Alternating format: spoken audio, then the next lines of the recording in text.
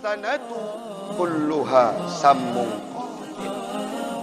Setahun yang lalu adalah racun dalam kehidupan kita. Salah seorang sahabat bertanya kepada Rasul, "Ya Rasulullah, kalau setiap yang namanya racun ada penawar yang diberikan oleh Allah, lantas apa penawar untuk setahun 11 bulan yang telah kita lewati sebelumnya?" Rasul menjawab, "Hamba Allah, syahrul Ramadan tariyakuha." Ramadan merupakan penawar untuk 11 bulan, setahun yang kita hidup di dalamnya. Jamaah sidang solat subuh sekeyakinan seakidah yang kami muliakan,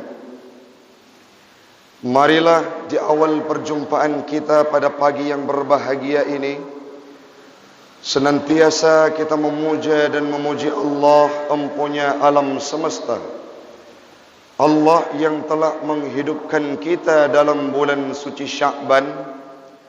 Semoga Allah pula lah yang akan menyampaikan kita dalam bulan suci Ramadan nantinya, sebagaimana dalam doa yang telah dilantunkan oleh imam tadinya. Selawat dan salam keharibaan baginda Rasulullah sallallahu alaihi wasallam, seorang nabi yang dipilih oleh Allah. Beliau beribadah tanpa mengenal ruang dan waktu, baik itu dalam bulan suci Rajab, dalam bulan suci Sya'ban, bahkan dalam bulan suci Ramadan nantinya. Nabi pula adalah pribadi yang senantiasa, kalau kita kalkulasi, beliau tidak pernah mengerjakan kesalahan, namun beliau merupakan pribadi yang senantiasa beristighfar, taubat dan meminta ampunan. Selawat dan salam kepada al dan sahabat beliau sekalian yang telah seiring bahu seayun langkah dalam membantu perjuangan Rasul menegakkan akidah Islam sampai warna Islam itu hadir dalam relung hati kita hari ini, hamba Allah yang berada di kota Luxmawi. Yang kita hormati imam syekh masjid, guru kita bersama, panitia pembangunan, pengurus masjid, jamaah, GPS, sekeyakinan seakidah yang kami muliakan. Ya Rabb, pada subuh ini kami meminta dalam waktu yang paling hening dan Engkau ijabah doa, kumpulkan kami seperti subuh ini ya Rabb dalam syurga-Mu kelak di yaumil qiyamah, yakni syurga Firdaus bersama baginda Rasul Nabi Muhammad sallallahu alaihi wasallam. Amin. Amin ya rabbal alamin. Hamba Allah, jamaah sekeyakinan seakidah yang kami muliakan, dalam sebuah hadis Rasulullah pernah berpesan. Hadis itu pula pernah saya baca dalam kitab Daqaiqul Akhbar, di mana Rasul berpesan kepada kita, "As-sanatu kulluha sammun qatil," kata Rasul. Setahun yang kita lewati, setahun yang kita lalui, sammun qatil kata Rasul, racun pembunuh dalam kehidupan. Setahun yang lalu hamba Allah yang mana kita telah hidup di dalamnya, setahun yang lalu hamba Allah di mana kita telah menghabiskan waktu di dalamnya, setahun itu kata Rasul, sammun qatil, racun pembunuh dalam kehidupan. Kalau kita analisa hamba Allah, wajar Rasul berpesan demikian, dikarenakan tidak ada satu manusia pun sampai hari ini illal Muhammad, kecuali Nabi Muhammad, yang mampu mengproklamir dirinya bahwa tidak pernah mengerjakan kesalahan selama ia hidup 1 tahun sebelumnya. Setahun yang lalu hamba Allah, kita sering melakukan kemaksiatan. Setahun yang lalu hamba Allah, kadangkala sujud kita jarang. setahun yang lalu hamba Allah, Al-Quran tidak pernah kita baca. Setahun yang lalu hamba Allah, kadangkala kita murka kepada orang tua. Setahun yang lalu hamba Allah, tidak ada manusia yang mampu menjamin bahawa saya suci, tidak pernah melakukan kemaksiatan. Maka wajar Rasul menyampaikan dalam sebuah hadisnya, as-sanatu kulluha sammun qatil. Setahun yang lalu adalah racun dalam kehidupan kita. Salah seorang sahabat bertanya kepada Rasul, "Ya Rasulullah, kalau setiap yang namanya racun ada penawar yang diberikan oleh Allah, lantas apa penawar untuk setahun 11 bulan yang telah kita lewati sebelumnya?" Rasul menjawab, "Hamba Allah, syahrul Ramadan tariyakuha." Ramadan merupakan penawar untuk 11 bulan setahun yang kita hidup di dalamnya. Bahagia kita hari ini hamba Allah yang masih diberikan peluang umur oleh Allah untuk bisa mencicipi indahnya bulan suci Sya'ban, untuk bisa beribadah, untuk bisa melakukan persiapan, untuk bisa memantapkan diri menyambut datangnya bulan suci Ramadan. Tapi coba kita lihat hamba Allah, kawan kita, kerabat kita, tetangga kita, orang-orang yang pernah kita kenal kadangkala, yang dulunya pernah hidup dalam bulan suci Ramadan, tahun lalu, hari ini belum sampai Ramadan itu tiba, dipanggil oleh Allah kembali ke hadiratnya. Bahkan secara bertubi-tubi, berenten dan beruntun, sangat banyak kita dengarkan berita bahawa penduduk di Luxmawe menghembuskan nafas terakhir dalam bulan suci Sya'ban. Artinya apa? Tidak ada lagi peluang kepada mereka untuk bisa hidup dalam bulan suci Ramadan, bahkan untuk memantapkan diri bertaubat atas kesalahan yang pernah ia lakukan setahun sebelumnya. Maka hari ini hamba Allah, menjelang Ramadan itu tiba, bek sampai lagi tanya wate terus bulan Ramadan, wate nyan baru taubat, wate katro bulan Ramadan, wate nyan baru ibadah, wate katro bulan Ramadan, wate nyan baru sibuk baca Al-Quran, wate katro bulan Ramadan, wate nyan baru sibuk minta tasbih untuk melantunkan zikir kepada Allah.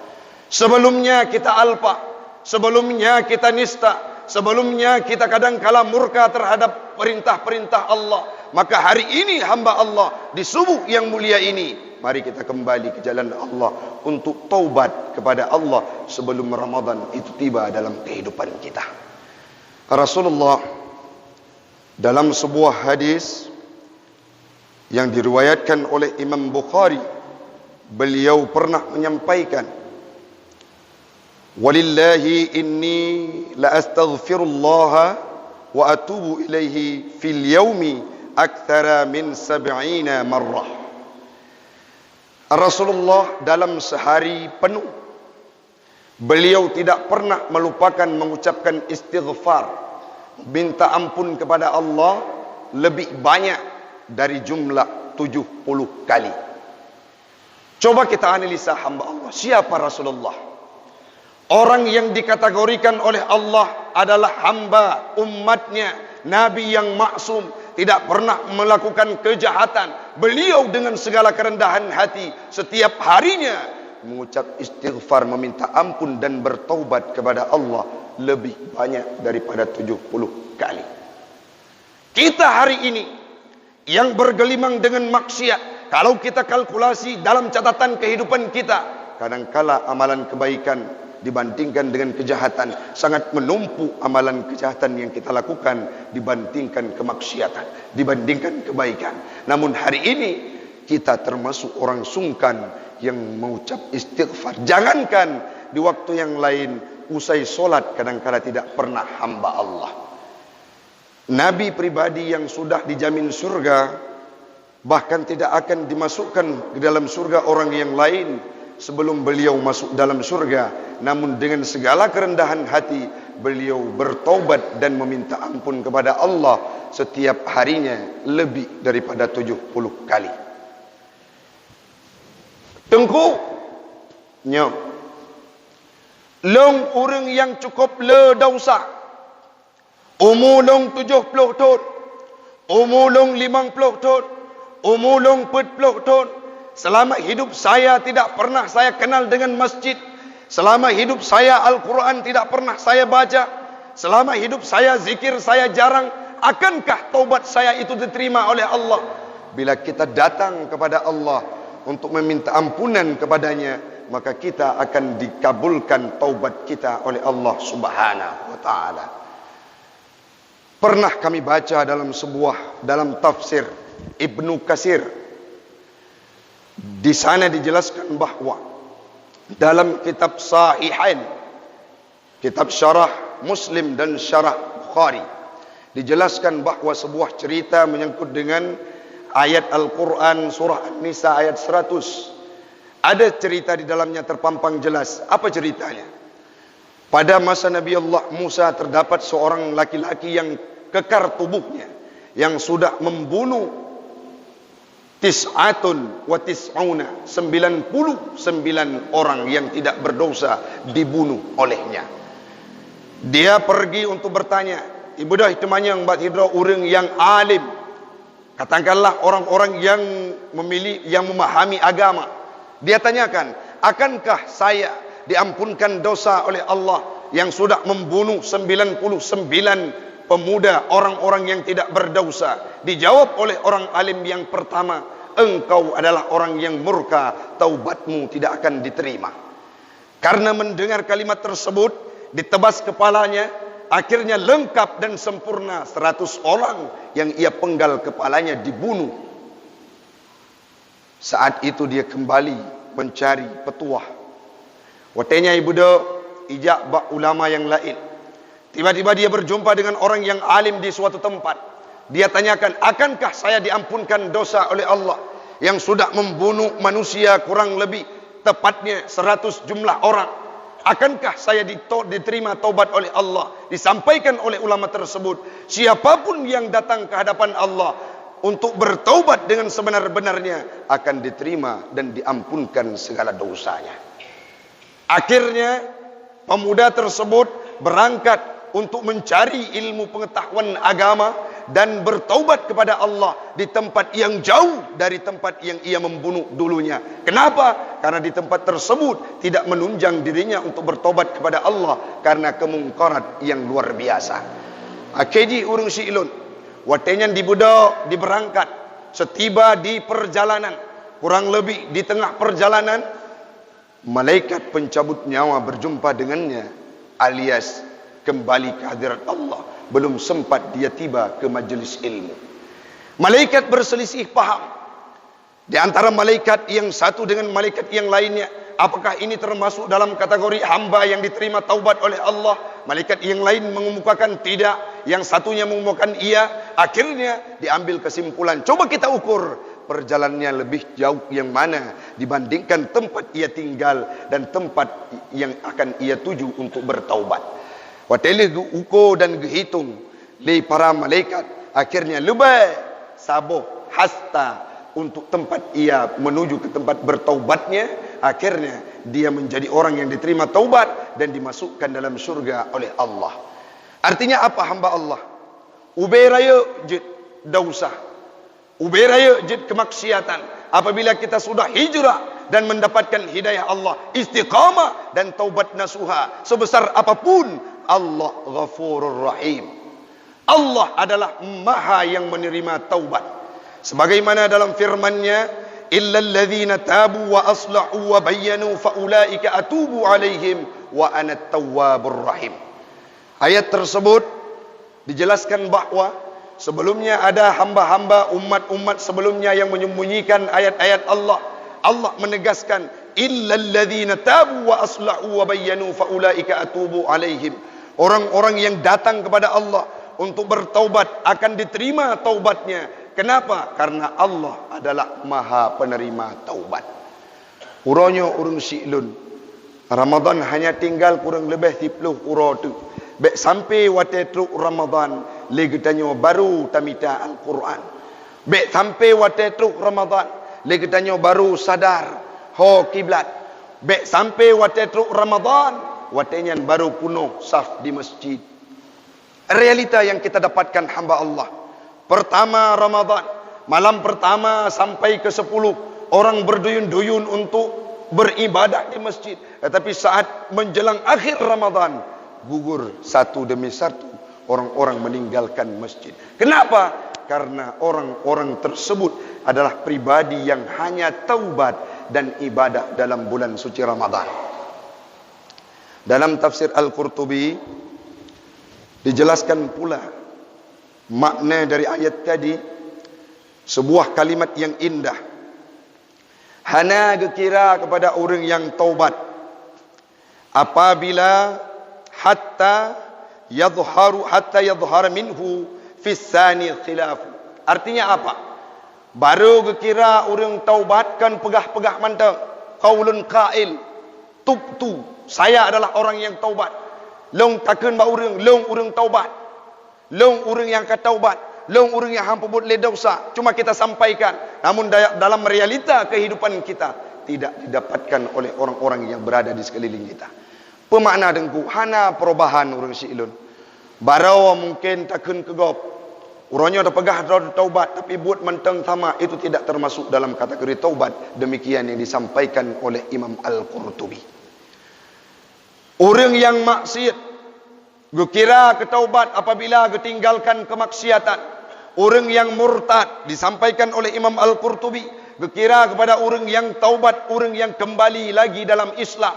Orang yang pernah menyembah yang bukan Tuhan, yang menyembah Lata dan Uzza, dikira kepada orang taubat apabila meninggalkan hal tersebut dan berada dalam kondisi yang berbeda, yang lebih baik. Nah nadab, nah cita-cita dalam pribadi kita nyaw, hanle kembali kepada dosa sebelumnya, itulah yang disebut dengan taubatan nasuha. Baik lagi taubat orang pun kena penikah anak, tiura kena penikah anak baru di masjid. Baik lagi taubat orang-orang yang jid ke wali nikah. Baik lagi taubat orang-orang yang akan dipakai sebagai saksi. Tapi taubatlah karena kita merengkuh dan ingin dijadikan sebagai hamba yang abdan syakura. Orang syi'lun bacut ulun pegah. Di dalam tafsir Ibnu Katsir juga dijelaskan menyangkut dengan ayat tersebut. Hadza dilalatun anna ad-da'iyah ila kafrin wa bid'ah. Orang-orang yang menyeru kepada kekufuran, orang yang menyeru kepada bid'ah akan diterima taubat oleh Allah bila ia datang. Wa idza taba ila Allahi taballahu alaihi. Berangkasau yang jak kepada Allah untuk lakai taubat, Allah akan gejuk taubat kepada siapapun. Maka urangnya kebi peluang oleh Allah Ta'ala.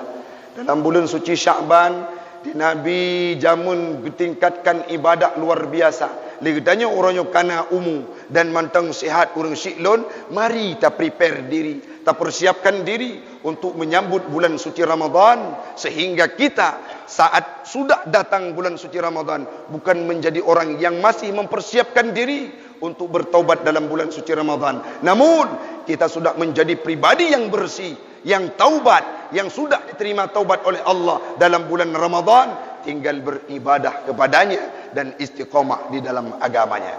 Semoga kajian ini, tausiah ini menjadi manfaat bagi pribadi saya dan umumnya kepada jamaah sekalian. Mari saban sari urang syi'lun, hamba Allah, adun lun, adolun, kakak lun, lagi tanya saban sari untuk terperbaiki diri. Han mungkin long pernah dosa, Dron pernah dosa, kitanya Bandung pernah dosa, si con yang kau likut nyo karap truk bulan Ramadan, kubah Bandung hal-hal yang nista, kembali ke jalan Allah dan merengkuh nikmatnya. Amin, amin ya rabbal alamin.